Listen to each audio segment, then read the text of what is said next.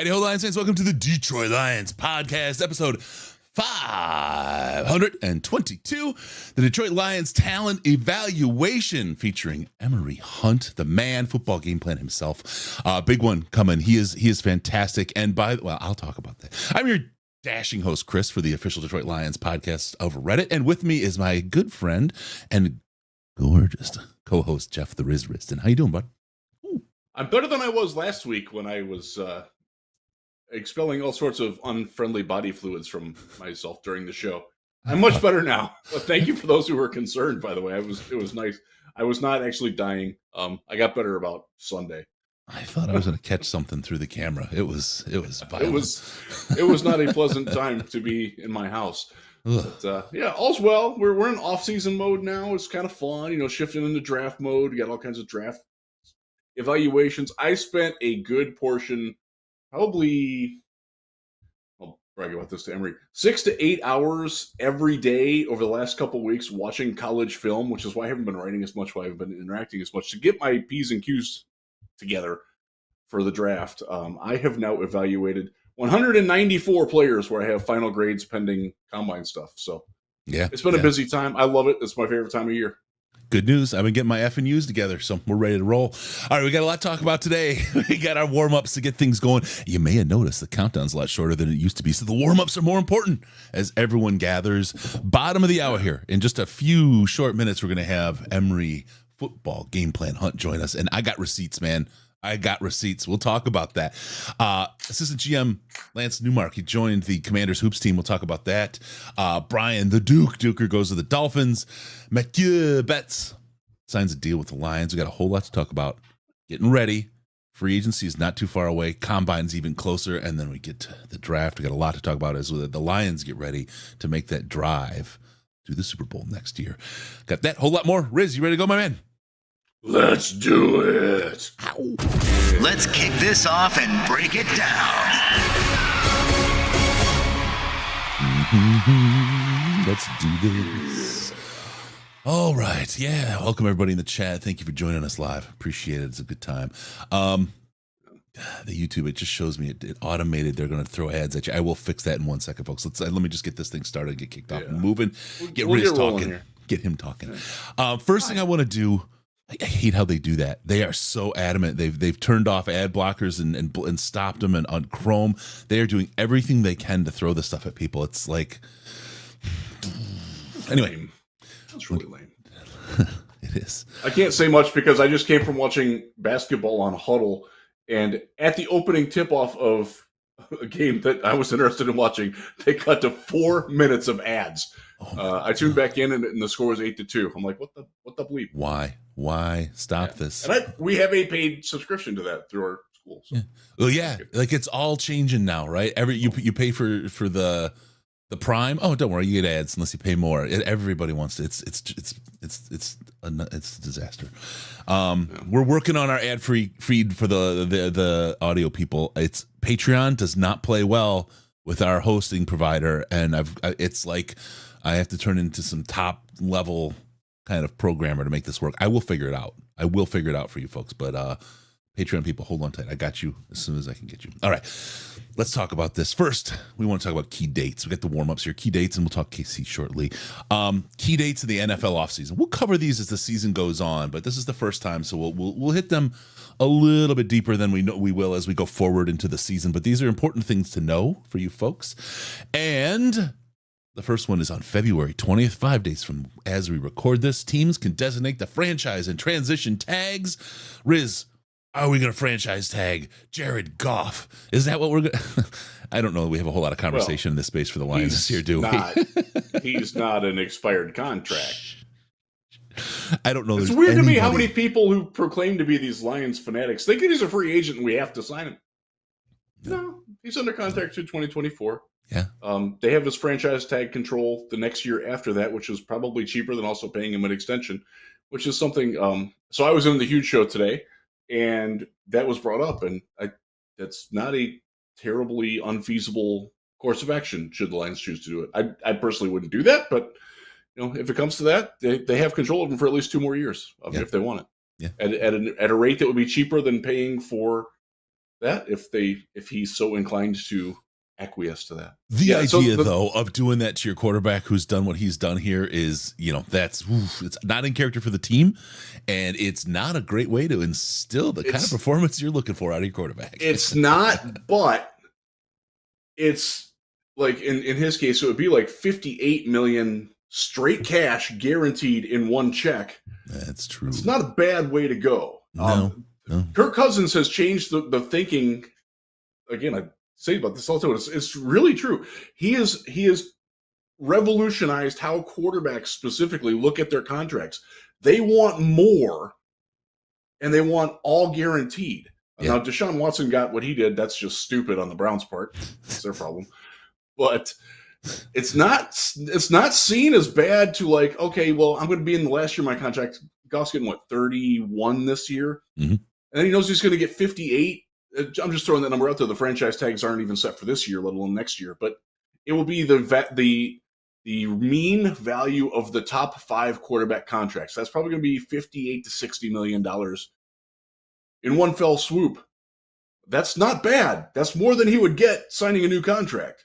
And you don't have to be more and more people are becoming aware of that. You don't have to be mean about it. Then the next year after that, he can also sign. Then he can sign for 3 years, $155 million, $170 million, and because the cap will have grown then, that they can probably more afford that then. Yep. It's an option that you do have to consider. Do I think that the Lions would do that? No, I don't, but can't throw it out. Yeah. Nothing to worry about in franchise tag land this year from the Detroit Lions. And I have a feeling if they were to do that with Goff, I don't think they will. I think they'll put a deal together. But you're right. The way players think about money, and if they were to do that with him, it would be in concert with him. And he is, I don't know how much folks recognize this part about Goff because I don't hear it talked about very much, but he is a very astute businessman. He is very wise, and he's no dummy. So whatever deal he gets is a deal that he's going to agree to, even if it's a franchise tag. He will not be an angry player on that one. So anyway, February 20th is a date we don't really have to think about this year for the Detroit Lions as far as franchise tags, transition tags. February 27th through March 4th, Riz is back on the road, getting the roan again, going for the NFL Combine. He should come back spitting phlegm and fire at the same time. We'll watch that. That's it's always a great event. I absolutely can't wait for that St. Elmo's sauce, man. That's good stuff. Yeah. Better than the $125 lamb chop that I got there last year. For sure. March 5th, deadline to use the franchise or transition tags. So we have that going for us right now. Free agency begins with the negotiating period on the 11th of March. That's where a lot of stuff is going to start. Legal tampering period. Yes. And then the new year begins. The new NFL year begins on March 13th. We should have a New Year's party this year, Riz. Let's do something about that. Have a celebration, little horns and little goofy hats and stuff. Trades can be made. Players can sign new contracts. All kinds of good stuff happens then. Annual league meeting, March 24th through 27th. Off-season programs can begin on the 15th of April. On the 25th through the 27th is the 2024 NFL Draft in Detroit. We will be there. We have some good stuff planned. Things working in the background. Tim, I got your email. Don't worry. We'll get through this. Radio for one there, but we'll talk about a private party going on. And then May 2nd, the deadline to exercise your 5th-year option on contracts for 2021 first round draft picks. So there's your key dates of the offseason. They will exercise it, but it doesn't necessarily mean that they have to stick to it. It just means that will keep him in place. They can sign into an extension the very next day if they choose. Do they typically exercise options on a tight end like that? Sorry. The catch was fantastic. I love Panay. So there's the offseason dates. I see Emory has joined us. We'll get him on here in one more second. We have one more topic to cover. As always, Emory is the most prompt person, and I've got receipts for you, Emory. Don't you worry. I've got we're gonna spit some fire on your behalf when we get here to this to you here. It's gonna be fun. All right, so let's talk about KC. Had the absolutely spectacular win for them. It was fine. It was good enough Super Bowl. There was some dead spots, but in the end, it was a nail biter at the end, which you love. But the parade, it was a tragedy. It was an absolute tragic event that something like that would happen. And don't have all the details. Still, things are coming out. extend condolences to the victims and just feel terrible that an event that's so celebratory and joyful is marred by that kind of stupidity. And someone not a super bright thinker, right? But somebody said, I'm so glad it wasn't in Detroit, because if that would have happened here, people would have been. I said, no. Number one, it doesn't automatically transfer locations. But number two, Detroit is in a place, again, unique to the rest of the country. While so many cities are having problems, Detroit is absolutely rising right now, like a phoenix, and it's really doing well. It was the other way for so long, right? Detroit was having so many problems while everybody else was starting to thrive. Not rooting against anybody to thrive, but I just don't think that would happen to Detroit, and I can't wait to see Detroit finally have their moment in the sun. And please, people, don't prove me wrong with this one. This is an event that's meant for everybody to enjoy and celebrate the achievements and especially the connection between the team and the city and the co-located trajectories. We want that to be an excellent event. So condolences to those involved in Keith. It's an awful event. It's a shame that it happened, and hopefully it doesn't happen again. But I think that's pretty short-sighted because it happens almost every day. And it's a problem without a easy solution, unfortunately, because if there was an easy solution, we would have done it already. And it sucks. I know a couple of people who were at the parade, and a friend of mine flew in from Buffalo to Kansas City to go to the parade. And this is his lasting memory of it, unfortunately. That's terrible. Sorry you had to go through that, Andy. I really am. All right, let's go right to it. We did our warm-ups. I'm going to skip past the next topic, and I'm going to bring in the guest with the most. Spoke to him a little bit at Senior Bowl. We have CBS Sports HQ, the man known as Football Game Plan, Emory Hunt. Emory, how you doing, man? So glad to see you again. Doing fine, guys. As always, I appreciate you having me on. Oh, that's great, man. I watching you work is always inspirational. But before anything, I want to bring the receipts, because there was a lot of conversations after last year's show when you talked about running backs in particular. And I've got your guide open right here. And number 2 had people freaked out, Bijan Robinson. And number 1 on your guide was Jahmyr Gibbs. And people, Lions fans, other fans, were like, what is Emory talking about? And here's the man. We got the numbers. We got the season results. You do your work, Emory. You know what you're talking about, bud.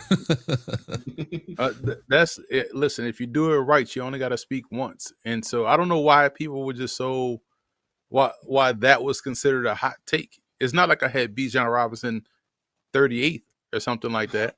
And, he was right there, number 2. And I said he had one of the higher grades since 2018 at the position. So, but yeah, watching Gibbs and watching his film, I was just shocked that, not a lot of people kind of had that thought that he could potentially be number 1 or the top back. And again, it's still early, but, just watching him and watching that Alabama tape and his Georgia Tech tape, like his explosiveness is next level, and that is something that translates. Yeah. Oh, absolutely. And we've seen Gibbs this year. People just fell in love. Of course, positional value. You never take a guy like Gibbs where we did. A lot of people were quieted there. But this is the thing about Emory, and this is the thing for folks who didn't watch last year or haven't seen Emory on our show before. Emory spends the time. He does the work. And Emory, if you would, I want to spend a good bit of time just talking about your process here, and then we'll talk about the draft guide too. But I want people to understand what makes someone like you show up with your ratings and get it so right so often. You figure it out. You put in the time. That's where it starts, right? Well, yeah, it starts with that, and you guys Jeff knows this too. Like, I've been knowing Jeff for a long time, where you don't subscribe to groupthink or what the consensus is. So, and I told you, Chris, down at the bowl game, I don't start my process until I'm at the bowl games, the All-Star games, because I'm doing college football and NFL coverage all throughout the season. So I haven't really studied anybody until we start doing the All-Star game circuit. Then I jump into the film. So my draft process really starts now. And full disclosure, I just finished grading tight ends today. And I'm moving on to wide receivers tomorrow. And the thing about it is, we're talking about 12-hour days, 5 a.m. wake up, through about 6 o'clock p.m. and just grinding the film to not make sure you watch all the guys that you have listed, all the guys you've seen at All-Star games, and then you put a grade out there, you put an evaluation out there. So it starts in January and it ends around late March, and therefore I'm able to talk through a 1,000 or so prospects because I've sat there and watched these guys play. Now, granted, what always shocks me is how, if someone covers the draft all year round, you should have that level of insight on maybe 2,000 players, right? So that's why when I say something, man, I just watched 3 games of this particular player, and this is what I saw, and this is what I'm going to stick by, and that's why mine tend to look and read that way, is because, hey, this is all I noticed on these three games, and here you go. So there's no, letting the combine sway me or whatever guy on, major network media sway you with his rankings. Like, nah, you put your rankings out there and you wait till the games are played, and then you let the chips fall where they may. We saw that play out again. I got flamed for Gibbs, and we saw that play out. I got flamed for the Chiefs' first round pick at defensive end, where I had him graded essentially as a third round type player. Because if you guys notice, like, the number grades are what they are, but you may have like 13 guys with the same number grade, right? And it's just bunched, but you grade so many, so you got to rank them. But and the guy was a healthy scratch for 2 playoff games and got on the field for the Super Bowl, had a nice, TFL. But again, people flame me for having him ranked 30th or something like that out of the defensive end edge rushers, when I had guys ahead of him that went in the second round or third round and ended up playing really well, and starting in some cases. So you just let it play, whether you're right or wrong. You put your work out there and you just let the chips fall where they may, because at some point we're going to find out. Yeah. Well, let me, and Riz, I know I just want to jump in because I really want to kind of talk about how deep Emory is, because so many people do their draft boards, they put this out, they haven't spent the time, they haven't watched the tape, and they are kind of following the school of fish. They're just another fish found what other people write, and they look at what Emory writes, what Dane writes, and they just kind of, oh yeah, that'll fit in there somewhere, kind of a thing. I mean, I don't know I can't remember off the top of my head how many quarterbacks were drafted last year total, but you ranked 82 freaking quarterbacks. Think about the amount of work and effort. And I want to talk about, you do this for every position. We talked about this at the Senior Bowl up there. Tell us how do you get 82 guys ranked? How do you start, and then what happens in the middle there? Well, a lot of it starts with the the guys that you see at the All-Star games. It would be a waste of my time to go to all of the different All-Star games and not have a report on at least 90% of the roster, right? Yep. Because why would I go? I could easily just wait for the combine list to come out and just start grading 300 players and be done with it in 3 weeks, right? 2 weeks. Yeah. But it also, we've seen this happen a lot during the season. Guys get injured, guys go down, guys get signed, and fans and media are wondering, like, who the hell is this guy we just signed? And then boom, you have a report on him. And guys, also, you want to see how your work matches up with what actually happens out on the field. So when guys sign, whether it's for preseason or in the UFL, CFL, maybe they go overseas to the European League of American Football, and you like, wow, this guy's playing like I said he would play in my report. That's pretty cool to know that you're on the right side of things. So, it's also cool because we talk about this a lot as former athletes. It's nice to know that somebody at least took the time to check you out and gave an opinion on you, whether it's good or bad. At least you would now have record of, man, I played ball, right? Yeah. And that's, I think, as humans, you'd never want to be forgotten about. Yeah. And so a part of me just feels that way. You know what, man? Let me do this. I could easily have graded 12 quarterbacks. But why, man? Like, that 85th guy probably like, man, that's pretty awesome. I got a scouting report. And he'd carry that for the rest of his life. Yep. You know what I'm saying? And I'll give one more here, a guy that we know and love, a friend of the show, and he mentioned that it was important to him, Jerry Jacobs, and you gave him some really good reviews. I mean, you nailed him as a player. You found him, you nailed him, and nobody was talking to him. We get him as a UDFA. He did some real good work here for a while with the Lions. We'll see. He's a young kid. He's rough around in some areas, but he's all heart, man. And if anybody can do it, he's the kind of guy. But you had a great report, and when we look at that and we look at what we saw in Jerry, it's like, wow, this is him. This is our guy, man. That's good stuff. He appreciated it. I know that for sure. It was funny. I tweeted this out maybe about a month ago, or when the Lions got to the playoffs, or maybe it was week 17 or 18. I was like, it's pretty, because I was on Ross Tucker's show that I do every Monday, and I was like, man, it is pretty awesome to see the Lions doing great things, because that's what an Emory Hunt GM team would have looked like. You know what I'm saying? With all my top 5 players that at positions, like, I mean, Lim McNeil. We can go down the list, but a lot of the guys I had top 5 at their position, and a lot of guys at number 1, the Lions got them. I was like, well, hire me then, because here's what a GM.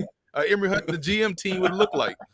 You need an all grit hoodie. Get rid of the all juice. Let's go all grit, man. You're our Lions guy right here. So, Emory, I got a question for you about. I know you do your 3 games. Do you So when I am doing 3 games, I try to watch more, and I don't do as many people as you. I will probably have between 400 and 450 by the end of this year for the draft. But I always try to find their best game, their worst game, and like a normal game. Do you do any like selective criteria like that, or just you like, oh, okay, this is what I got. Let's go with that? No, you're absolutely right. That's exactly what I do. Best game, worst game, and best possible matchup. And I know that's kind of like what you see from skill players, or skill players on defense, right? But for the O line and for some D linemen, it's like, okay, maybe you can't have a statistical game as an offensive lineman, but what's the best matchup? You try to watch 3 of the best matchups, whether it's an individual player or a scheme. So if I'm a offensive lineman or or defensive lineman, or let's say a linebacker. This is a better example. If I'm a linebacker and you got a game against a service academy, I want to watch that. I want to watch how your discipline is, watch your eyes, watch how you get to the football, watch how you get off cut blocks. You know what I'm saying? If you're an offensive lineman in the Big Ten, best believe I'm going to watch a game that you play against Ohio State or Iowa, and vice versa. So you want to see how, certain guys handle schemes, matchups, personnel, because it gives you the best, I think, look and projection moving forward. Yeah. Talk about, so we've got 82 quarterbacks last year. Still crazy to me, right? It's such a big number of guys in a position where it's way more, anyway, it's nuts to me. How do you find the difference? How do you find out that there's a number 52 or a number 36, right? How is it that you differentiate from top to bottom on these? What's your process to get there? Oh, you just keep grading. And, I grade a position all the way through. Like I just told you earlier, I graded tight ends, right? So all I watched was tight ends from start to finish. And so therefore, when you see a Brock Bowers and you see, a Jeff Risdon, okay, there's a difference here. And then in between that is just kind of like data points. Because if you're watching the same position straight through, you kind of pick up quicker what stands out, what doesn't. You get through the tape faster by still watching the same amount of games. You just kind of like able to process quicker of what, all right, I've seen this before. I know this before. I can move on to the next clip or the next game or whatnot. It's no different than, I think also one of the biggest benefits is making sure, me being at an NFL camp all the time, right? And practice all the time. So you're seeing up close what NFL athleticism is, and what works in the NFL. And that kind of helps you, trim the fat too. And like, okay, well, yeah, this may be a good football player, but is this NFL good? Yeah. Or is this CFL good? Or is this, UFL good? Like what plays athletically and from a skill perspective, but having all of that, background information kind of helps you process and get through the film quicker. Now, on your scouting report on Risdon, I remember you said he had the Riz. Do you think he still does? Always. Like, that's something you don't lose. You born with that. I'm bigger than Brock Bowers, by the way. All right.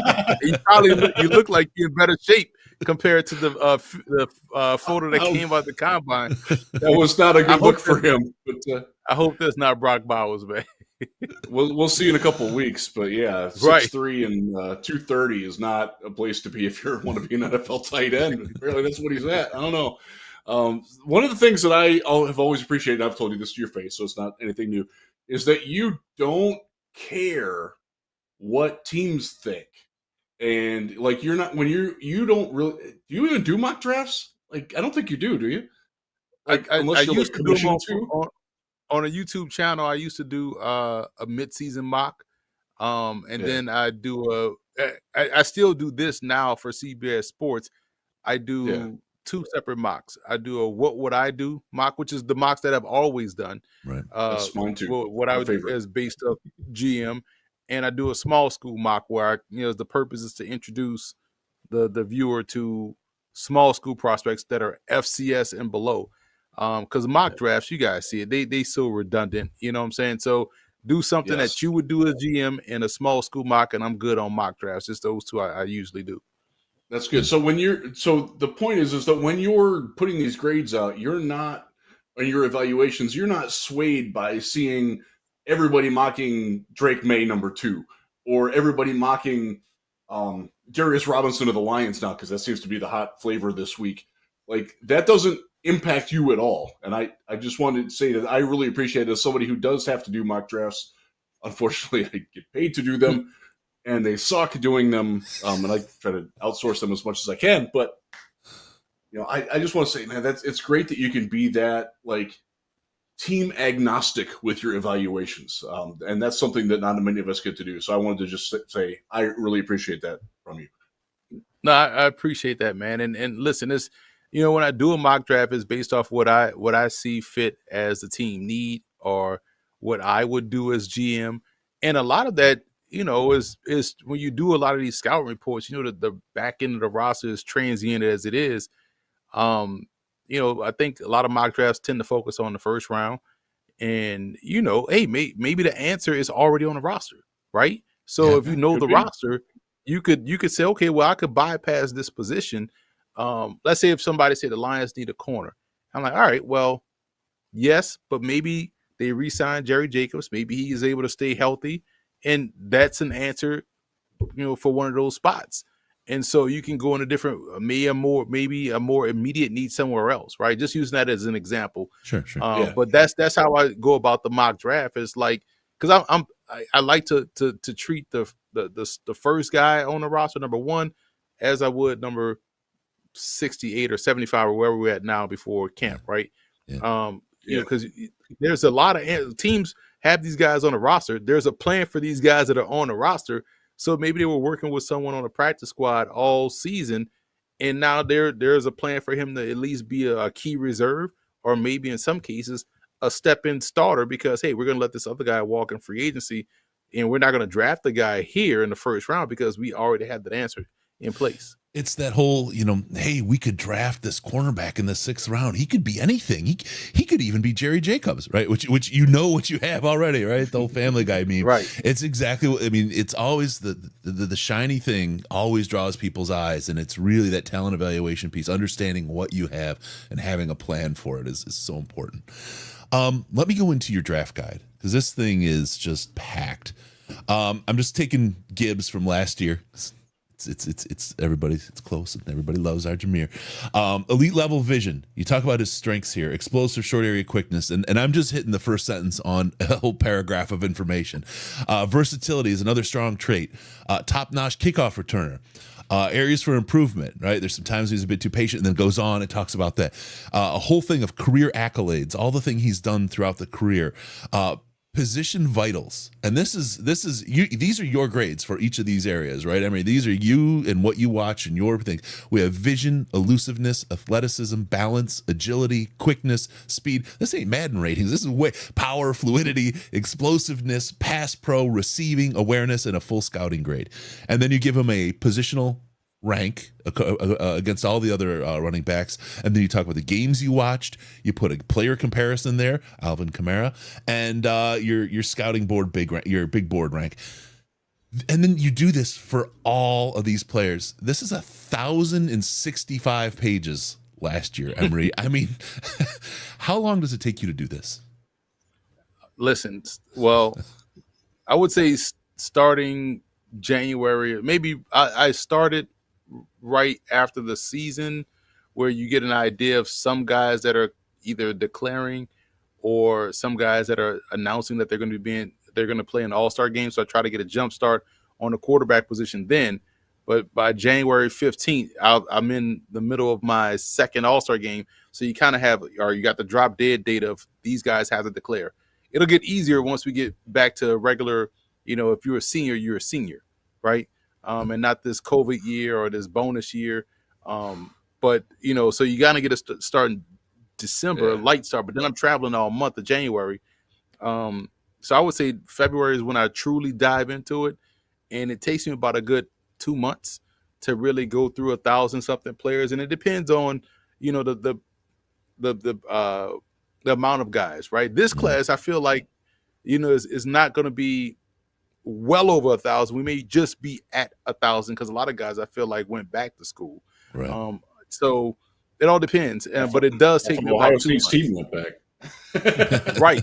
And I already had to Another move like 20 quarterbacks I had grades for into 2025, because they decided to go back to school. So think about that. But it does take about a good 2 months, and that's in between All-Star games, Combine, and another All-Star game that I got to go to next week, the HBCU Legacy Bowl. So it's like, you were also just out at the Super Bowl too. So I was out at the Super Bowl, and that's the other part too. And so when people say, "Hey, man, why don't you come out and hang out?" and this, like, it may seem like I'm antisocial, but nah, it's like I'll get up early before practice starts, or in the Super Bowl case, before I had to be on set, I'm grading film, working on a draft guide. Once I'm done with on set, or once I'm done with practice at an All-Star event, I probably go grab something to eat then, right after practice, or I go back to the room, knock out some more hours of grades, and then go quickly grab something to eat, just so I can, continue to mow this thing down. And that's the thing, because again, if I just covered the draft all year, the draft guy would be done by the time All-Star game circuit hit, right? But it's just not how things work. So what I'm hearing is you have no idea what you're doing and you mail this in. Is that basically the No, a lot of work here. So I know you're working on it right now. It's usually right around the beginning of April that the draft guide comes out. Is that still the plan? Still a plan. I'm excited to dive into wide receivers. Usually receivers and DBs, by the nature of the position, is going to be over 100 prospects. So that's usually the larger time of evaluation. But yeah, it's looking like late March, like it was last year, first week of April. Yeah, and how it's definitely before the draft. There you go. And it's $10 the guide when it comes out. $10, is it? I'm trying to remember. $10-15. Oh, that was 3 years ago or 4 years ago. It was $10. $25 now. $25. It's still worth every penny. I mean, it's worth every Which is penny. still, I mean, think about it. Every penny. You're getting not only just you're getting a draft guide, you're getting a guide for forever, because you could always refer to this when the Detroit Lions signed someone who was a part of the 2021 class, and if you got a 2021 guy, you can pull up what was the scouting report say. And this thing to me is it's so media friendly, it's so fan friendly, because it's a quick read. There's not a lot of wasteful information, in my opinion, in it. No, it's about what can the guy do, where can he improve, who he's compared to, where's his strengths are, like simple, easy read, easy follow, and then you move on. It's the football guy's carnivore diet. It is all meat. Yeah. No, there's no carbs in here at all. Right. Like when the Lions signed Matthew Betts out of the CFL, we can go back to your 2019 guide, and he's right there. And like we know right. Or you can go to the interview I have of him on YouTube when he was at the East-West Shrine Bowl.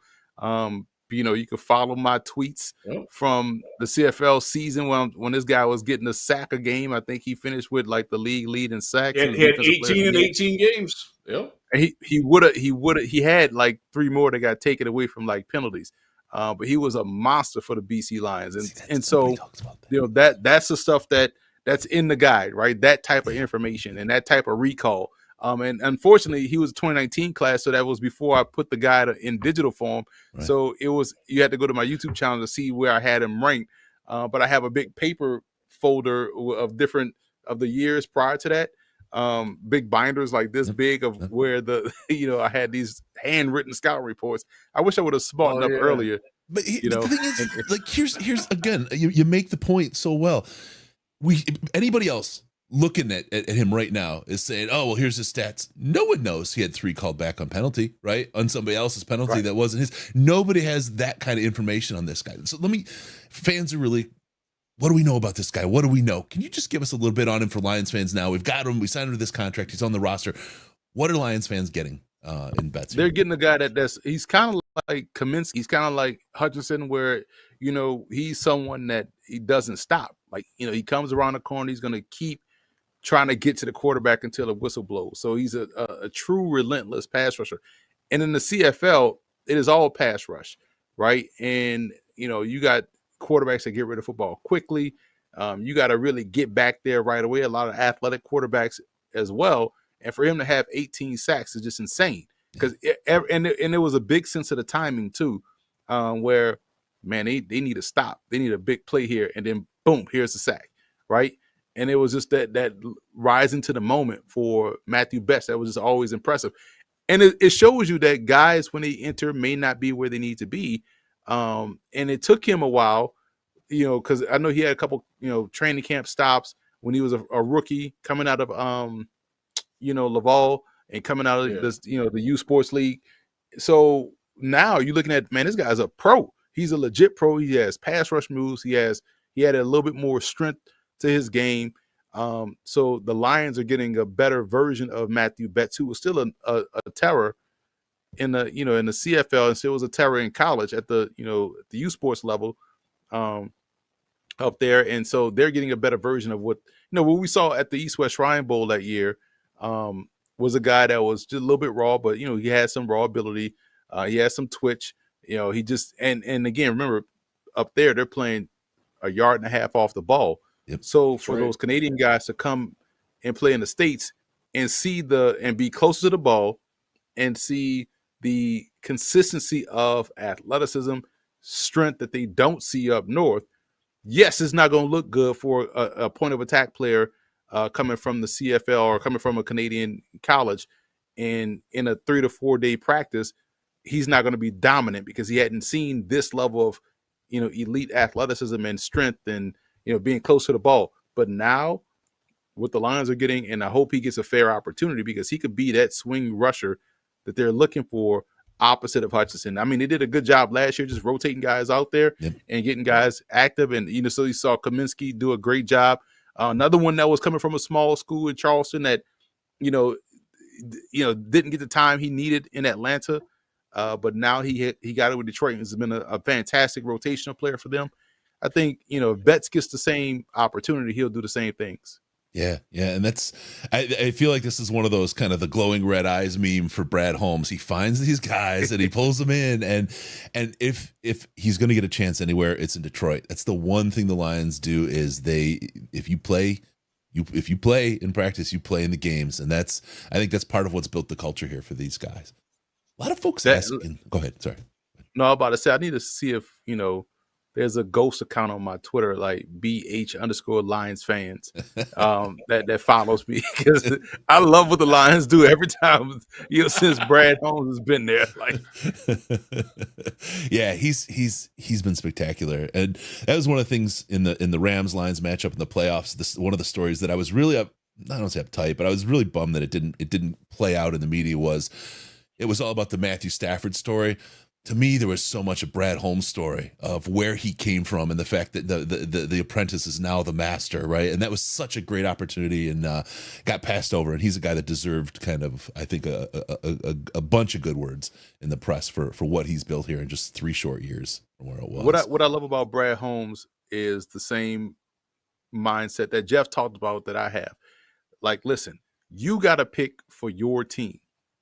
Damn everybody else. Damn the consensus, quote unquote. When you're out there in this week 6, do you care that Jahmyr Gibbs was taken where he was. You just care that he's a great player. Nobody's talking about positional value or round value. You want to know if the guy out there is good or if he's not good. And you have to go out there and pick your team. You got to go out there and play with the team that you pick.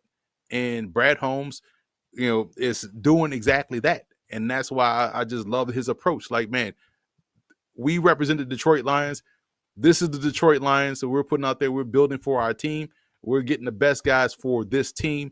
We don't care about Emory Hunt's rankings or this network's rankings. We care about the dudes that's going to be on this team. Can they play? That's who we want. We don't care where we draft them. We're drafting good players regardless. They better care about Emory Hunt's rankings, because I know BH Lions fan picked up Football Game Plan's draft guide. So that's coming out. We're looking at that beginning of April. I'd love, Emory, to have you back on when that comes out and argue with the number 1, number 2 running backs again, and then we wind up with a guy that just smokes everyone's expectations. But footballgameplan.com. Back this year. Yeah. Footballgameplan.com. Footballgameplan.com. That's where you're going to find this when it comes out. And Emory, footballgameplan.com/2024 draft guide. Now, if you want the other editions, you just go footballgameplan.com/2020 draft guide, 2021 draft guide, like that. All right. There you go. I got it. Like I said, I've got it open right here. I've got 4 years of these things sitting here that I refer back to. And that was the number one thing. Cause I remember talking about Bijan and not calling you to task, but having you explain how do you have Bijan behind Gibbs right last year?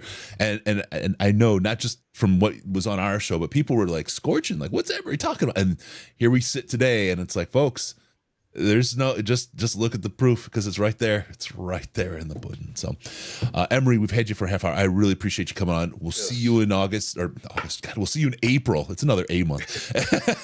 As soon as this guy drops, I'd love to talk to you again and start talking about some of these rankings and some of these players, and then maybe think a little bit about what you think the Lions need and what they might be looking at.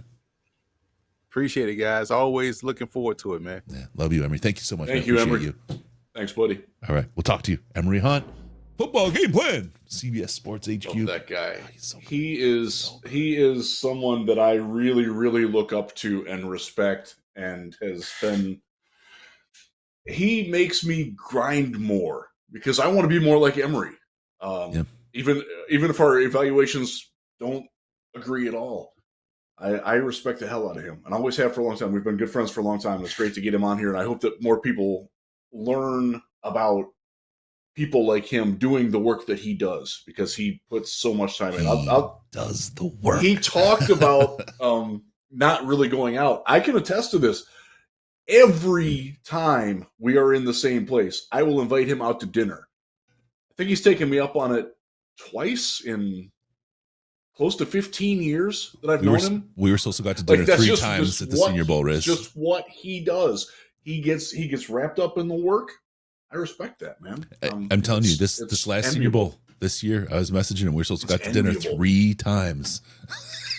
He just got caught up. It's like you and I almost wound up, and that's you and I almost wound up out to dinner when we didn't plan on it, thanks to a parade. But that's another story for another time. Freaking Mardi Gras. If it makes you happy, I don't know if you saw me tweet it. I was drinking Wet Willie's. Call a cab during the Super Bowl. If it makes you feel a little better. So I snuck out. I had a very nice police officer. His name was Eric, who let me out like as soon as the parade cleared the back way out from the holiday. Yep. He let me out from my room. I can see it. I was thanks, dude. Thanks, bro. Poor guy, brother. I felt so bad. I was like, Riz is absolutely cursing my name right now. Oh my God. So I will say, I sat in the lobby and I wrote my report for the day, and I got my work done, and then that was right with the parade. So it wound up being okay, because I would have had to have done the work anyway. So it was nice. Yeah. I mean, I love Emory. I miss sitting with him at the Shrine game itself. Yeah. He and I sat next to each other in the press box for, I believe it was 7 years in a row. Yeah. And just, he's a great guy. Great guy. I have to admit, I miss those hot dogs and looking down at you guys from the NFL streets. Sweet, right next to God, what's his name? The old Raiders. God, what was his? I keep wanting to say Mayhew. The old Raiders GM. He was NFL Oh. Network guy. Mike Mayock. Mayock, yeah. I was in the suite next to him and what the ears guy as they were doing the calls. Andrew Siciliano. I'm not good with names. I'm not good with names. I'm not either. I know numbers. That's one of the things actually I've talked with Emory about in the past. When he's watching, I know he's looking numbers more than he's looking name. Yeah. And I have sort of fallen into that too. Like 15 from Western Kentucky. I know who that guy is. I don't know his name, but I know who he is. It's how I track at the Senior Bowl, right? I mean, because it's easier. And then I like when we're going and I have my notes on the paper. I was sitting right here, full of it. It's number, and then I like read the name next to the notes while I'm doing the work. I'm not going to keep saying Suamataia either. You know, I'm just going to say 68. Yeah, I only said it once, right? So good for you. All right, let's get into it. Assistant GM Lance Newmark from the Detroit Lions joins the Commanders, the Washington Commanders basketball team. A little bit of a loss, huh? It is. So he joins Martin Mayhew there. But Newmark was actually part of the group in Detroit that hired Mayhew. He was a first-year Matt Millen hire. Climbed his way up. I believe he was a regional scout at the beginning. He worked in pro personnel. He worked in college personnel. Of late, since the departure of Brian Zanders, and that was near the end of the Mayhew era, I want to say, wasn't it? I get mixed up. It was. Didn't he leave? Yeah, he might have lasted 1 year With into the Quinn and left. Yeah, I don't blame him for that either. Yep. So Xander's big thing was he helped a lot in the time that he was in Detroit in organizing the scouting to make it more focused. Like if you go back to Martin Mayhew, one of Mayhew's drafts, he drafted three corners, and all three of them were very different types of players. Like, know what kind of defense you're running before you just draft. Like Bill Bentley. Yeah, I liked him coming out of Louisiana. Actually, he's a fellow Raging Cajun with Emory, who was a running back for the Raging Cajuns. Yeah. But I'm like, he doesn't fit at all with what defense they're trying. They ran a zone corner, they ran a press corner, they ran a slot corner who wasn't quick. Like, it didn't make any sense. So he helped organize all that stuff. Newmark took that after Zanders left and was a lot. He's not the only guy who did this, so it's not like they're losing all this. But he was sort of the spearhead of coordinating pro scouting reports, college scouting reports, and integrating technology into it, and also analytics and what types of analytics they wanted to find relevant in their scouting process. He was very big in that. Now, again, he was not the only guy that did that for the Lions, but it was kind of his thing. Yeah. And that won't be super easy to replace.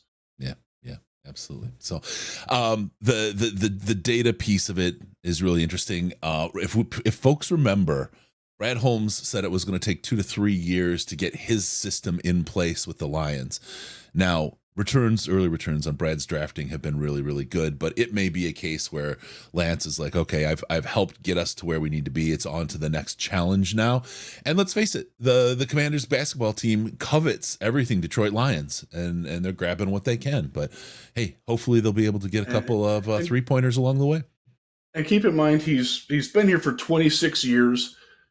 He was never going to be the assistant GM here. Like, he had hit as high as he could climb in this organization. He's at a higher level now. I can't fault him for that. No. I've had very right now at work. I literally just finished my last interview yesterday because at the same company, right? But where I'm at, yeah. I'm at my spot, and there's this really appealing new place and a new emerging technology where I'm leading. We'll see how it goes, but I totally get that too. When you find that spot where you're kind of the master of your domain, and that's where you're going to be. It's fun. It's fun to be the master of your domain and be the absolute expert at what you do. But to be able to take that another challenge and take that to the next level and then get that opportunity, I totally understand that. Very, very personal. It was very nice. The Lions made a nice social media post, thanking him for all of his time and wishing him well. That tells you they didn't mind him leaving. Because if he was going to leave in a huff, they wouldn't have done that. And I'll tell you this. I'm not, not to besmirch Lance's name, right? But 26 years, if we win it next year, maybe it was the Newmark curse. Maybe that's why we didn't make it all the way. Oh my God, Chris. I'm Yeah, sure I he would did laugh read- at that. I'm sure he would laugh at that. No, I'm not Yeah. being, right? I'm not being that serious here. I don't know him well. Like I've only met him like I want to say 3 times, and 2 of them were just like a handshake, like "Hey, how you doing?" Yep, yep. And the other interaction was part of a group thing, so it wasn't like I know him well. Right. But he'd probably have a chuck. There was a lot of people that were like, 26 years he was here. Like we had 1 good year. Like maybe it was time for him to go. Like that's kind of callous, but all right, it's. I don't fault anybody for thinking that. I mean, he being legacy when things change quite a bit, as radically as the Lions have, it can be uncomfortable to be in that situation too. And who they've kept is pretty impressive. Even that he's been here this long and done this for this long with this team is very, very good. So good for him, good for the team, and hopefully the basketball team does well over there, and we'll see where they go. Let's keep rolling. I know we have see if they draft a quarterback or not. Another loss for the Lions. This happens. Folks were really worried about the AG and the BJ Ben Johnson connections, and we've sealed those. But good teams lose players. Good. And the Detroit Lions lost Coach Brian the Duker to the Miami Dolphins. It sucks, right? It sucks to lose a guy. It sucks to lose your guy, but it happens. He was here. a guy that was very instrumental in helping Iffy and Kirby become the players that they were in 2023. Mm-hmm. He was a safeties coach. He came from Baltimore, came from the Ravens, where he learned from. I think top to bottom, the Ravens have the best coaching staff consistently in the league. Even their office is damn good. Their front office is damn good too. Yeah, it's just absolutely. And Duker had that sort of mentality. He did fit in. He was of the cloth, as we like to say, but he got an opportunity to go. He got promoted to the entire DB's coach when Aubrey Pleasant got fired. And cornerbacks weren't really his thing. And I think that was sort of reflected in the way that they've developed or not developed over the last year and a half. Mm-hmm. But he's a good coach. He's going to do well down in Miami. Wish him well. He was a guy that he is very subtly funny. And if you don't know him, you're not going to pick up on it. So it was kind of fun to see people that were meeting him for the first time like, like he's one of those guys that you can't ever tell if he's serious or not. And as you know, Chris, I struggle with people like that because you're one of them too. I'm sorry. I know. I do that. I have that effect, not just on you. I do. People are very confused sometimes, and they often. I get this like, what's actually going on behind those eyes right now? I can see something's happening. What the hell is it? And I don't. It's literally. It's. Think about it like when your wife asks you what you're thinking about, and it's literally nothing. That's exactly what it is. It's just a look that I carry. It's the old German. There's nothing. Yeah, it's fun. So he will be a loss, but they already have the replacement hired. Deshae Townsend coming from Jacksonville. If you want to know Deshae Townsend's value, look at Tyson Campbell as a prospect and look where he's at now. And if you don't know who he is, watch the Jaguars. He's really good, really fast. Got a lot better very quickly. Deshae Townsend, former NFL player. I believe he played for the Steelers. That's where I remember from. I think he played somewhere else too. Yep. But he comes well regarded from Jacksonville. So I'm excited to see what that is. Just one quick thing on that. They have not announced him or Terrell Williams as hiring yet. They're waiting for all that to get done, and they will make it in one fell swoop announcement. That way they don't have to have more press conferences. Good point from Rick Gritt. Can't be mad at a guy for advancing his career. Only so many opportunities in the NFL. That's right. And conversely, you need to hug and love AG and Ben Johnson because there are only so many opportunities in the NFL, and they chose to stay. So give them certainly cuddle the ones you love. That's for dang sure. Yep. Cuddle the ones you love. And with AG, we'll see what happens with the talent this year, and we'll see what happens. And I have a feeling that AG is good if he gets the upgrades that we believe he will. I think his value is really going to play itself out. And we talked about this really, really early in that first draft. What was the second draft actually? After Goff's first year here, we talked about it's all about the offense because the clamoring and the crazy about throw Goff out. He's garbage. We need somebody else. Get Malik. It was, we've got to shore that up. We have to put the weapons there and shore that up. And the defense came second. And that's you can see it. That's the order they're building the team out. And I'll go back to the Super Bowl this year and the playoffs last year and the before that. The San Francisco 49ers would likely have 3 Super Bowls, 2 for sure, I feel like, if Jared Goff was their quarterback. Because the rest of the team is fire. Brock Purdy is not a Jared Goff. He is great, and I know they say he's a game executive and that kind of thing. He is the missing link. That quarterback position, I think, is still the missing link for the San Francisco 49ers. That throw he missed to Ayuk is a throw that Jared Goff makes, and makes it on time where it needs to be. Purdy does have the ability to run. That's nice. Yeah. Would I like it if Jared Goff could run a little bit more? Yeah, I would, but he is who he is, and he is doing such a good job with Ben, with Dan, with Mark Brunell, with JT Barrett's part of this equation now. Tanner Engstrand is part of this equation now of maximizing what Goff can do. And to your point about the 2022 draft, they had to. And I said this wrong back then, and I'll go through it. At that time, I said they need to find out if Goff can be the guy by giving him more weapons. I was mistaken on that. They believed Goff was the guy. They just wanted to get him more weapons to make sure that everybody else saw it and that it validated what they did. They didn't have that doubt that I had. Yeah, good for them. Yeah, and then now I didn't either. Just for the record, now I didn't have the doubt either. Now it's a case. I know. Now it's a case of now they have the belief in AG that a lot of Lions fans, a lot of people watching this show right now do not have. They still want AG gone. There are people who want Steve Wilks to come in to his 6th team in as many seasons. Yep. That's when you're on your 6th team in as many seasons, it's probably a little bit about you. There's the saying, if every person you meet is an asshole, the one common denominator just might be the asshole, right? And that right. Now I will say, don't get me wrong, right? He's not. He's not. Right. I've covered him, and I covered him in Cleveland. And one of the things that's always weirded me out is how people are so excited about him. Like, he wasn't good in Cleveland. He wasn't. Yep. He just wasn't. Yep. He was great as an interim head coach. I think he got completely shafted in Arizona. He should have been given a lot more time with that team. Yep.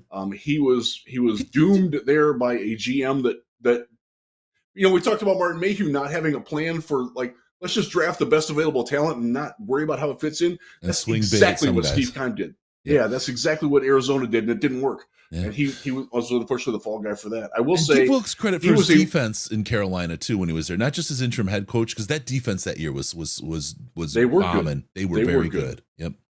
Yeah, but it's at some point it's going to be like, can you last anywhere more than a year? I mean, again, some of it's not his fault, but right. You're going to look that, especially if you're hiring somebody like that. Like, imagine you're interviewing somebody and they're like, "This is going to be my 7th job in 8 years." Like, why? That's going to automatically start off. It should anyway start off an alarm bell. Like, it sets the tone for who is this person, right? So you have people have bias. And you now color this person with the idea that they don't last. I wonder why. I think I want to take a chance on them. They interview well. They really look good. But that preconceived notion is there. And when it starts to prove itself, when you just happen to do something like everybody else does. You made him uptight one day. Oh, yeah, he doesn't last. I see. Those things start cropping up in people's heads. And it's one of the things where, like, in your workday, manage your perceptions, manage what people think about you, because they get those notions. It's really, really hard to shake those free. Yeah. And fair or not, that's where Steve Wilks is at now. That's unfortunate because he is a good guy. He's a very good guy. And he is a good coach. I don't think that he's this superhuman thing that a lot of people have made him out to be. I also don't think he was a scapegoat in San Francisco. He didn't fit. Remember, they got late into the game last year because DeMeco Ryans left. He was their defensive coordinator. Anybody else was pretty much gone. Steve Wilks was the best name, and they tried to make it work, and it didn't work. much like Anthony Lynn, by the way, was in the Super Bowl with San Francisco. Isn't he now with the basketball team? Yes, he is. Yeah, okay.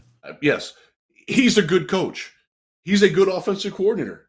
He was not that in Detroit. It didn't work. It just, for whatever reason, you can't work with everybody. It just doesn't work that way sometimes. So different mindset. It's neither good nor bad. It just is. I can say he didn't fit the mindset in Detroit, right? Yeah. And the culture. And it's a very specific had to culture learn in it that Detroit. way. Yeah. But it's a very specific culture they look for in their building, which is why, like, when everybody was talking about, don't worry so much about positional value, worry everything about the cultural fit of the player. That, I'm telling you guys, and I mean, we talk about it and we see it. Don't fall in love with talent first, because if talent first is not how they're going to look at these players, you look at some, the Hutch pick over some other guys. Why? Culture fit, 100% of the time, and that's what they're looking for. Brad told us that in his year-ending press conference. He's like, not everybody can be a Lion. Yep. He's not lying to you, folks. Listen to him. Yeah, it means. He also told you they're not going to be big spenders in the free agent market. Listen to him. Believe him. Yep. They're not. It means something now. It didn't before. But if you say something about a prospect and say this guy's a Detroit Lion, that means something. 5 years ago, that meant, he's an overpaid free agent that you're going to sign and you're going to downgrade at that position, right? That's the Quinn model. No, to be a Detroit Lion, to be called a Detroit Lion as a player means something very, very specific and very, very important. And that's something people should look for if they're looking at talent and thinking about talent in the draft. I'll just say, it came up in the Slack, and I got on it right before I came into here in our Patreon Slack channel. Please join. It is an intelligent chat. We're actually having really good, intelligent conversations about the Lions and football in general. Super Bowl conversation was fantastic. I thought it was great. But I put in there a player that's getting mocked to the Lions a lot, getting projected as somebody that fits, and I put it in there, and I'll leave it in there if anybody wants to put it in the comments. Feel free if you saw it. But there's a player who we came, and Chris, I think you came to the same conclusion with this player. Yep. Coming out of Mobile, he's not it. Nope. He's not. He won't fit what this team wants. It just doesn't. Yep. And you're going to have to trust my radar on that. You're going to have to trust Chris's radar on it. I know Mike Payton, who was down there, came to kind of the same conclusion. I haven't really talked with him extensively about it, but I know he's alluded to it. He listens. I'm just joking. Mike, I'm fucking with you. Don't I hope so. Mike's a good dude. I know. Mike lives like 3 miles that way. He's a good guy. Giving him a hard time. I like Mike. Mike, by the way, has an incredible hat collection. I'm a little jealous of. So good on you, Mike. Okay. Like that guy. Really quick question before we get into the next topic. Is Steve Wilks the Jim Caldwell? It's interesting because Steve Wilks, I think, has a lot of talent and could help the Detroit Lions, but I think he is at his perception and kind of his positional level and where his positional level is. There's not a spot for him on the team. Like, I don't think he could take a John Fox kind of position, right? He wouldn't, and he wants to be the guy. You know what I mean? And I think he deserves a shot because he's a smart guy. He did great work in Carolina. I think he's a little scapegoated in San Fran. But I would love to have him there, but I just don't think he would kind of, if you will, settle for the kind of role that we would want to have him in. And we already have John Fox in that role. And Foxy's doing a good job. Yes, I love me some Fox. All right, let's see. I have a good John Fox story for when I'm drunk. Skill without will is nothing. Jousting Mouse, please don't say it was Quinyon Mitchell. No. He will not have him on the team. He will not be available. They would have to trade up to probably number 11 overall to get him. Yep. He's going that high. He will be the 1 or 2 cornerback. Again, it's very early. I can't say this with any validity, but I will be stunned if he lasts past pick 12, 13. He and Terry and Arnold are the 2 top corners in this draft. Dream on if you think that the Lions are getting those guys, because they're not. They're just not going to be there. And Chris, you said this, and we talked with Ryan Brewer, who was on with us last week. We had this conversation with a lot of people in Mobile. Most people are of the opinion that if the Lions are going to trade, they're going back, not up. Yep. And it makes me sad because every year I come out with a crush of the Senior Bowl. Yeah. The last 2 years, they've been the big boys. You know how much I've just loved the pit and the big boys and the line work. JPJ is I love that man. I just love him. Jackson Powers Johnson. He does. I know he won't. He does interviews. Get him a gas mask. So fantastic. Get him the gas mask bong somebody or AI the picture on the draft day so we can get him because I want him. I want him so bad. One of the things that came out is that when kids ask him for his signature, he signs his actual name. When it's an adult coming up to him, he signs it Turd Ferguson. Like, dude, just freaking gets it, man. I love that. The thing I love about it is that we say all the time, we could have talked to him for an hour. He would have talked to us for an hour. Yeah. Like, he was perfectly willing. He and Christian Jones both. Yeah, they're shooting. He was shooting the shit with us in the hallway after the meeting. Just like, hey, my mom listened. It was so fun. What a great guy. What a fantastic dude. I love him for him. But he's going to be all the Seattle people that I know are like he's coming here. Yeah. Again, it's too early to know, but just not in the north. Please, not in the north. And the Knox and yeah. That happened with my guy. Can I bring up a spontaneous one today? Because the Bears cut 2 players today. Yeah, they cut Eddie Jackson and they cut Cody Whitehair. Eddie Jackson, I like a lot. I don't think he's coming to Detroit. Cody Whitehair, I would freaking love in Detroit. There's your Jonah Jackson replacement. Oh, by the way, he can also play center. So Graham Glasgow and he can back up one another. Whitehair right now, if you sign him, he didn't have a great year in Chicago. That's fair. His play is kind of leveled. Yep. He's like a little below Pro Bowl level most of the time, but he fits the scheme. Hank can work with him. He's a good dude, man. Hank can work with anybody. Hank's the man. That's true. But I would strongly advocate to pursue Cody Whitehair. Just one other thought on that. Evan Brown's a free agent. Oh, wow. Dude, I didn't. That. Thank you for that. Oh, my God. I got to tune my antenna. Particularly like his time in Seattle, from what I've been told, either. I've got to tune my antenna. Yeah. Yeah. Oh, because I know the Lions love Evan. They absolutely need him as your top interior reserve lineman. He can play all 3 of those spots capably. They need that guy badly. They love Evan, and he developed and played well with Hank. He was a really, really good fit, man. You know, nothing against Yode, nothing against any of the other guys, but Evan Brown's better than them. Let him play it out. Yeah. And I don't think he's going to break the bank. So the Eagles, let's go. We'll whip through this here because I have to leave very shortly. Julian Okwara is now a Philadelphia Eagle. They signed him for $2.6 million.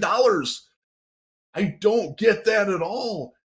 Like, they're going to let Hassan Reddick go and try to replace him with Julian Okwara? I mean, so, okay, if you're getting rid of Reddick because he makes too much money, why are you paying a Lions healthy scratch? The Lions were really good at getting pressure. They weren't very good at getting sacks. Right. Julian was part of that, and he couldn't crack the rotation. Like, what are you doing, Philly? Come on. I mean, it's the Bob Quinn model. But I don't it's the Bob Quinn model, and the Patricia rubbed off on him, and it's stuck. The stink is there. I don't get that. Bring him home. I'd rather sign Evan Brown. A lot of stuff here. Glasgow. This is great when you think about Evan. Glasgow looked horrible his last couple seasons in Denver, but when he got to Detroit, he looked a lot better. He was hurt. That was part of it. He was really hurt. I mean, they talked about having to amputate his foot potentially with the injury that he had because he had blood vessel damage. That explains a lot, and that's why I was skeptical. They just make you bleed. If you go back in time and rewind, I was very skeptical of Graham Glasgow being more than a backup because I watched it. I saw the injury happen. Yep. Like, I wasn't there, but I watched it, and like I know it was very serious, and it really inhibited his ability. He finally got healthy, and guess what? We got ourselves a good guard, and I would be very surprised if he's not back. Yep.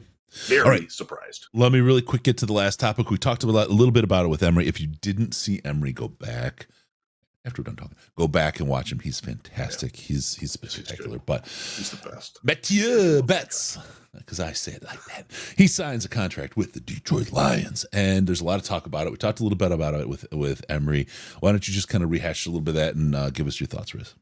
Yeah, so this is a guy who blossomed So 18 sacks in 18 games last year in Canada, playing their rules. Again, they can't line up like right on the line. They do not have a hand in the dirt. He's a stand-up rusher. The 3 seasons before that, again, 18-game seasons, he had 7 sacks. So it just sort of clicked for him finally. When you're evaluating what Matthew Betts can be for the Lions, consider both. Consider the fact that he got 7 sacks in 54 games, and then he got 18 and 18 in a contract year.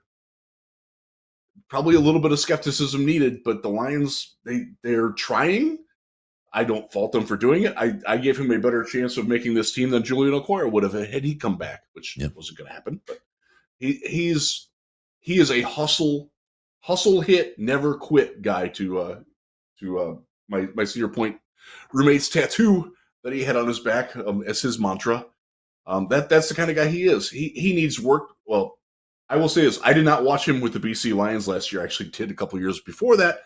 But when he was coming out of college, and the reason why he didn't make it out of rookie minicamp with the Bears as a rookie, he didn't know what to do with his hands. Like it wasn't refined. So hopefully he's learned on that because then he's got a shot to do it and at least be a rotational guy that competes for reps in the way that Trevor Nowatzki did at linebacker last year and wound up making the team because he was good on special teams. Now, by the way, he's gonna be penciled in as a starting linebacker in Arizona next year, and good for him. Couple things. Question from Brandon. Jeff Chris regarding Betts. Is he another James Houston or a compliment to him? He's a guy that I think of as that kind of a story. He comes in, expectations are where they are. He's a lot bigger. Yeah. But the expectations are where they are. He's coming in with he's a prove it. He's got to show that he can do it.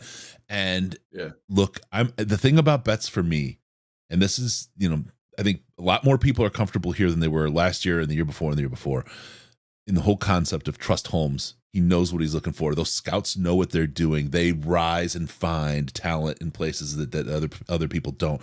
The other thing is, Betts wanted to come to Detroit. He chose Detroit over a couple other teams that wanted him. We go back to the culture fit.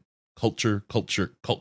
This is a thing where he has, I think, the best surrounding cast, the best motivation, and the real opportunity to be everything he can be. And that's where I look at this and say, holy cow, this guy just might be a James Houston type of story. Chris, I just had the epiphany. The BC Lions were at training camp one day last year. Interesting. I literally just put that together. They have the same color because I thought they were Bowling Green because they have the same colors as Bowling Green and as BC BG. And I'm like, what is Bowling Green doing? Oh, and there was like 4 dudes from there, so they probably got some inside information on that too. Yep. I just put that together. All right, so we've got him on board. Question came in: are you concerned about JMO's lack of production? The combat sack. We've talked about that a lot in the Slack, and just no. We've talked about why his season was the way the season was, and I'll just kind of sum it up with: the young man has grown and matured, and everybody in that situation, from his players, his colleagues, the coaching staff, the front office, and JMO himself have handled this just absolutely perfectly, man. You're watching the maturation of a young man at speed under the bright lights that rarely do you get to see happen in the NFL. Rarely do they get that kind of time, that kind of investment of coaching in the staff and everything. And rarely do they accept it and grow with it, right? This goes, I think, he's been good. Early culturally maybe, but when you look at the soul of the young man and how he's done this is the Brad Holmes. Brad Holmes saw something that maybe a lot of other people would have missed, or the scouting staff saw something that they would have missed, and it's not a talent thing with him that other people would have missed. I have really high expectations for JMO next year. I believe he's going to be an integral part of this offense, and I think people are going to be absolutely just blown away by what he brings. I love this story. I love this kid and and I hope so. I'm writing the story early, but in 15 years, this is going to be a success story. I think that people can point to and say, yeah, players can be your hero. I just think that that's where this kid's trajectory is. Everything we've seen, everything I've heard about it so far, from inside and around, this is really going to be a fantastic story. And it's not the ending, but for the season at least, the happy ending to the season that we really, really hoped for when the season was beginning with what we were hearing there. I'll just add real quick. The first 2 years Devontae Adams was in Green Bay, they freaking hated that guy. People wanted him run out of town because he wasn't there yet, and he matured, and now he's phenomenal, and they miss him. Yep. I'm not going to say that J-Mo can be that level of productivity because that's probably not the kind of receiver that he is in this offense, but he can be very, very good. He will be the number 2 receiver with Amon-Ra, who is apparently about to sign a contract extension. That came out today as well. Yep. Trust the source on that because I checked on the source. It sounds legit to me. Yeah. So, and you're going to be looking at 3 to 4 years at 25 to 27.5 per year. You know, and he's worth it. Yep. Really quick on bets, Steve Shattuck, you've nailed it. Ash can interview bets without a translator. Let's get that going. We'll set that up. Good stuff. Love it. Man. All right. Hey. I will try so hard not to ask Matthew Betts if he likes Rush. Please hit like and subscribe. We haven't asked in a bunch of shows, and we try to do it once a show, but please hit the like button, hit the subscribe button, help folks find us and help us continue to grow and do our thing. You're doing other people a favor because we get recommended to them, and you're doing yourself a favor because, hey, you know, we don't quit, we don't give up, we keep at it. Because what is it? All grit, never quit. Don't take shit. That's the third line that has to be on that tattoo. But that's where we're at. So hit the like, subscribe. We appreciate you, and it helps us out a great deal. Thank you, everyone who does that. For the show, we have to talk about things like the Patreon. Don't forget about us there. It's great conversations. It's at a level that it's surpassed where it's been. It's going really well right now, and especially the channels that I avoid some of them, but like mock drafts and Lions chat is where I'm at. I love it. It's great right now. Fantastic. Great conversation. Thank you to the new members who are bringing it. Like they're coming in. Like you are respected. Your voice. Yeah, it's cool. It's cool to get the different input. A lot of that gatekeeping thing has been cleaned out. It's a good time, a good place. We're not people who are going to shout you down for making a suggestion or not agreeing with Chris or me or Ash or Russ or any of the people that are in there. There's a couple of people that are a little gatekeepy, but we try not to be that. Steve-O, bets definitely air drums when Tom Sawyer is being played. Make sure to follow us on Twitter at DET Lions Podcast and at Jeff Risden at DET Lions Podcast. All the show notes, announcements, when we're going to be on, what we're doing, what's going on, all that stuff is there. It's also the place where we're pants-free. I mean, we're pants-free everywhere, but that's where we're always pants-free. Be sure to go to DetroitLionsPodcast.com, subscribe to the podcast. Riz, tell them what happens when they hit that sub button.